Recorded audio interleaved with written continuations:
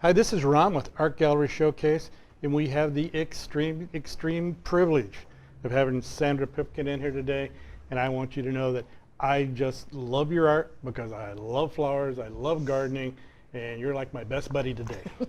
I'm happy to hear that. Oh, so when did you start with this photography and working with plants? Because most of your work's plants, right? Well, yes, So when did you first start? maybe 2 years ago for the flowers. Oh, really? Before Yeah. that, you were doing other things, but this series here with the flowers is something you're actually really well known for. Really? Yeah. I love flowers, only because of the color, though. Because there's so many colors in flowers. And patterns and shapes, and you Yes. just don't know what you're going to get from That's day to true. day.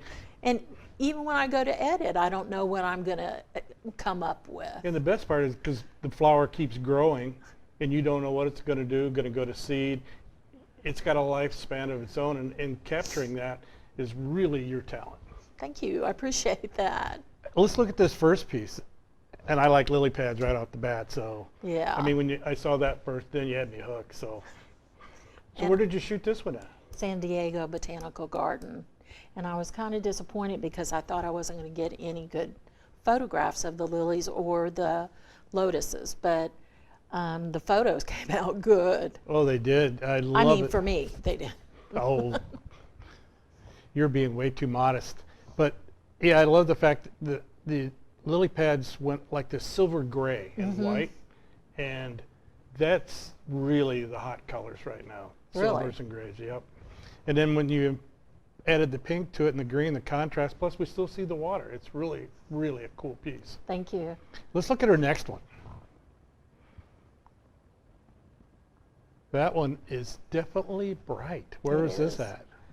That was Sherman Gardens and Library. So you're sneaking around all the big gardens, shooting photos and stuff. I That's have to. smart because, I mean, they're producing this stuff year round. Mm-hmm.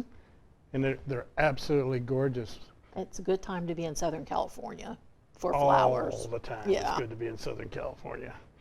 And I like the way you added a background on this one. Thank you. I just thought of what can I do? And I thought, actually, I was inspired by another artist for this one. I saw that she did like small squares, but it wasn't flowers, it was something else. And I thought, I'm going to try that. We'll use flowers on top of flowers. Let's look at the next one. This one I love because of the background and I don't know what it is about the pattern going through the flower. It's just, when I see art and it makes me look and look and look, that's when I love art. And this piece here, where was this one at? That was at Sherman Gardens too, I think. And what made you possess you to do the background like that? I just thought, what can I do? And I thought, I'm going to try this. And I had been experimenting in other photos. And actually, I used the audience on Instagram to see what they like and what they don't like. And I came up with this because I like this, let's see, the drop-down menu in Photoshop. I like going to a certain place. And it just turned out that way. I didn't think anyone would really like it, but I liked it. And I liked it because that is the flower. The background is the flower. I just digitalized it. And you'll never see something in my photos that aren't the flower, even though they may not look like the flower. I like people to get another view of the flower other than the flower itself. So you do a lot of experimenting.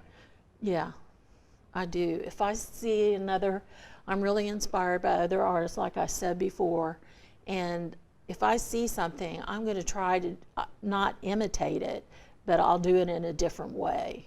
It's like developing your own style. A lot of painters and stuff and artists, they take classes or they spend the weekend or work with people or they're reviewing and they take a little piece of this, a little piece of that, and the next thing you know, this is your style. Let's look at the next one. This one here really intrigued me. It intrigued me because I did not know what artichokes looked like in the wild. Well, all I know is what they look like when I'm eating them. And this one I've never seen before.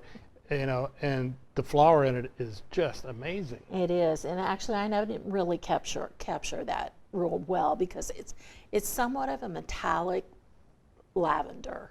Really. Yeah, and they're beautiful. It looks very, very beautiful. It's just like something I'd never seen before. It's another one of those things where you go, then you're stuck on it, and you're like, what is that? Mm-hmm. Let's look at the last one. This one here, you better like pink. Yes, and a lot of people like pink, but on Instagram, most of my followers are women, but sometimes it's half and half or a little over half. So pink is favorite color, and actually it's the first color in the world. When the world was created, pink was the first color. Okay, And I'm I think gonna go with that. And that's why I think a lot of people are attracted to pink, though. What I like about this one is the white accents in the pink gives it more depth. Mm. You know, and then it just creates the difference between the two. And then the center, the yellow, I swear it's so cool, the design in that. It just it pulls you in. You know what I mean? It's like, what is this? What part is this? Is this real? It's like another flower. Yes, it is. Absolutely. Like 3 flowers in a row right there. Well, Sandra, it's been great having you here. It's been great looking at your art, and I can't wait to see what we're going to be doing next, so please send it to me. Okay. I got to get your Instagram and find out what's going on. I'd be happy to do it. Okay. Take care, and thank you very, very much. No, thank you.